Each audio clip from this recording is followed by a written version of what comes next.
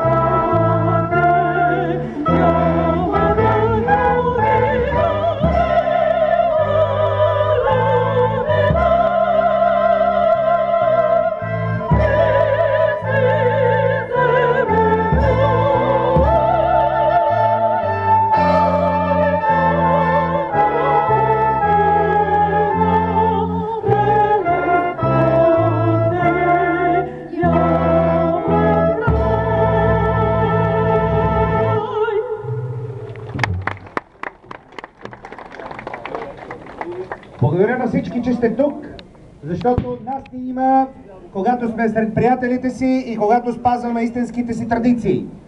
Именно такава е традицията, знамената да бъдат тук, да бъда и да дам думата на моят приятел и на председателят на Съюза на ловците и риболовците в България, Иван Петков.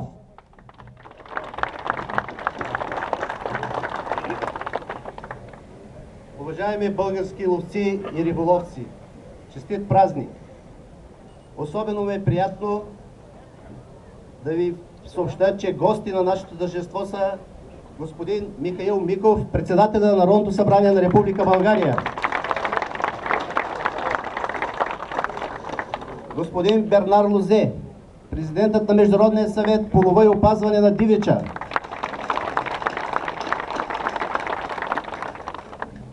Тони Връшчай, президент на Координационния форум на ЦИЦ за Централна и Източна Европа, и нашите приятели от сродните организации на Русия, Румъния, Македония, Словакия и Сърбия. Добре дошли и да им пожелаем приятно прекарване в България. Скъпи приятели, дами и господа, 115 години живот на Съюза на ловците и риболовците в България ни нарежда сред най-старите обществени и природозащитни организации в Европа. Възникването и утвърждаването на нашия съюз е непосредствено след отчуждението на България и е свързано с имената на десетки родолюбиви българи, строители на съвременна България. Стефан Стамболов, княз Алеко Богороди, Продан Тишков Чардахон, генерал Ботев, Димитър Петков, Димитър Греков, Георги Христович, Васил Друмев, братята Прошек, Иван Сукачев и други. Опазването на природата и стопанисването на дивечовото богатство на страната са заложени в основите на нашата организация. В духа на хилядолетните народностни традиции, Съюзът на ловците и риболовците в България превърна ловуването в достъпно занимание за всички българи. Това ни откроява като организация с изявен демократичен характер, пример за патриотизъм, толерантност и взаимопомощ. Забележителен и плодотворен е историческия път на националната организация. Същественият нейният принос за създаването и развитието на ловното стопанство на България, за съхраняване и умножаване на дивия свят на българската природа. Инициативи на националната организация са усъвършенстването на ловното законодателство, създаването на първите развъдни и ловни стопанства, едър и древен дивеч, ловната стража в България и други. Нашият съюз е съучредител на Българското природозащитно дружество Дружеството на българските лесовъди, Българското туристическо дружество и други национални организации. От 1931 година сме учредители на Международния съвет по ловеопазване на дивеча ЦИЦ, а от 2000 година сме пълноправен член на Федерацията на ловните асоциации на страните членки на Европейският съюз. Началото на организираното ловно движение в България се простави през 1984 година в старата българска столица Велико Търново с основаването на първият ловен кръжец, който по-късно прераства в първото ловно дружество. През следващите години възникват нови ловни дружества в Варна, София, Пловдив, Карлово, Ихтиман, Попово, Трън, Айтос, Асеновград, Берковица, Кюстендил и много други. Мечтата на ловците да се обединят в една национална организация се осъществява на 6 август 1898 година в София, когато 66 ловни дружества учредяват ловно-стрелческа организация Сокол с пръв председател Георги Христович. През следващите десетилетия Съюзът израства, в него се вливат нови ловни дружества, за да кажем с гордост днес, че той има измеренията на мощна, единна и целеустремена организация, дълбоко свързана с традициите на българският народ. Сега живеем в сложно и противно.